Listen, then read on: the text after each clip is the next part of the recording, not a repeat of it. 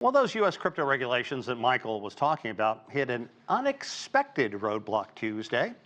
13 House Republicans joined Democrats to block President Trump's crypto proposals during what he has dubbed Crypto Week. Speaker Mike Johnson says the Republican critics want to combine three separate cryptocurrency bills into one package, stalling the legislation.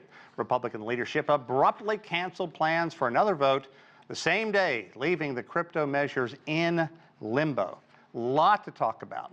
Joining us to talk about the surprising outcome and what may happen next is Mark Dukas. He is a crypto analyst at Bitcoin.Live and founder of BitcoinSmartMoney.com. Mark, good to see you. Thanks for taking time.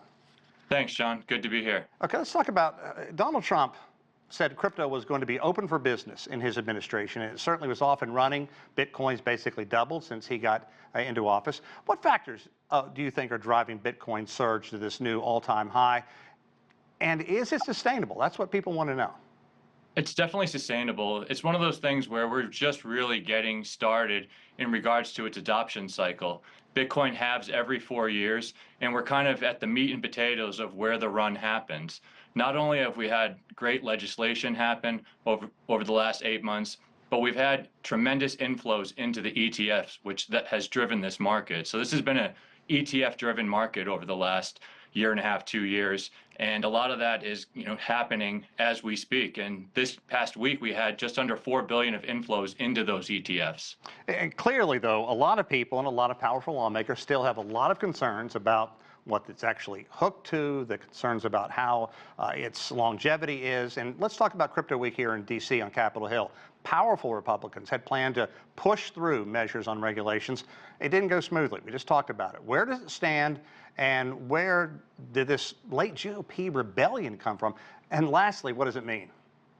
So the first thing you want to think of is when these legislations happen, it's easier to have it fail and then readdress it. But if you were to have had it accepted and then had to have some kinks worked out, there would be a little bit more headaches. And so it's easier to kind of take it slower. And the other thing that we need to be concerned with is Bitcoin's permissionless. So every 10 minutes, the blockchain ticks and it continues to have Bitcoin's mined. And so that never stops. It's a feature of Bitcoin, and it's the strongest and most secure payment platform in the world, which many don't realize, and that's due to its blockchain. Yeah, and here in D.C., though, it is extremely rare to see Republicans go against Trump. He's just got that powerful base. So what are the potential global ripple effects of U.S. legislation on crypto, especially in emerging markets and tech-driven economies? Well, you can see countries like El Salvador who have adopted it, and there's other countries that are slowly coming into this adoption cycle as well. And their infrastructure is going to have an easier time of having it become legal tender. And I think it's just one of those things where you can start to see the Bitcoin treasuries unfold, states starting to have it under their umbrellas and their balance sheets. And it's just, I don't think that it's going to happen overnight, but it happens slowly but surely. I mean, from Bitcoin's bear market, it being at below 20,000 to now being above and at this 115 to 120K area, you're talking about a 100K increase in just a few short years. And I think that that's going to continue to unwind as we see this halving cycle unfold.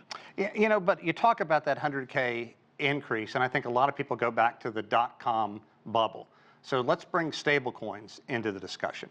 How likely are they to be treated under the upcoming regulatory framework? What does it mean for their future use in payments? And how would you address those concerns like this isn't sustainable? Is this built on a bubble? So it's not necessarily built on a bubble. Things happen through cycles, and there's bull markets and there's bear markets. And we're at the stage now where this is a bull market, and stable coins actually help the infrastructure of the cryptocurrency community. And they allow the on-ramp and off-ramp into these different coins, whether it's Bitcoin, whether it's Ethereum, as we see Ethereum zooming over the past few weeks and those inflows happening. Stable coins are just a part of this entire ecosystem. And we see the Circle IPO that happened recently and that type of movement. So I think it's just one of those things that we have to be aware that the stable coins are going to be helpful. The government wants to make sure that this process unfolds properly, and I think that that's actually happening, as we can see with the price increase. Are there safeguards out there for investors? Well, the safeguards really exist from the ETF. I mean, that provides a lot of security and security blanket for newer retail investors. I think when people talk about spot Bitcoin, that requires a little bit more learning curve, and it has a little bit more technical advancement that's needed for it. But the ETF really helps take away all that, the security concerns, in my opinion, and you can just see that with the type of inflows that we've had in the past 2 years. Okay, and Mark, what if the U.S. puts in these amazing regulatory measures, but other nations don't follow? Are there other economies out there approaching crypto regulation, or is it just kind of the Wild West? I think when you think about Bitcoin, it's a digital scarcity technology. It's the first time we've ever had something like this exist. So it not only has that going for it, but it's a store of value. And with the United States having the largest economy in the world, to be at the forefront of it, they will start to see with the price increases that unfold, they'll want to adopt just due to the fact of what Bitcoin provides and it offers. And it helps these countries that debase their fiat currency, and Bitcoin provides that solution and that adjustment that can be helpful for many nations. Mark, I can't thank you enough. Great answers, great insight. We appreciate it. Thanks for having me.